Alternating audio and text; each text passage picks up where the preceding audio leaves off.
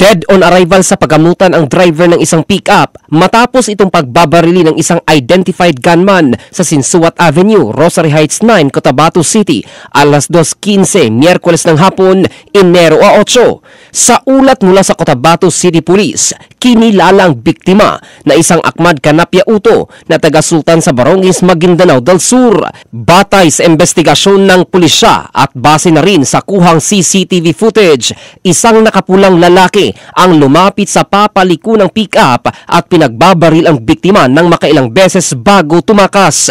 Sugatan naman ang dalawa pang kasamahan na sina JP Felmin Emran, ang 16th Brigade Commander, at isang Madato Felmin Canapia na 15th Brigade Commander ng 105th Base Command ng BIAF MILF. Hindi naman nasaktan ang 5 iba pang pasahero ng pick-up, ngunit may 2 nadamay na kinilalang sina Aladin Uto at isang bystander na si Tahir Tega Sam, 61 anyos, na ginagamot ngayon sa ospital. Samantala, positibo namang nakilala ng mga biktima ang gunman. Ayon kay Cotabato City Police Office Station 2 Chief Captain Tufoston June Ferrer, personal grudge ang isa sa nakikitang motibo sa pamamaril.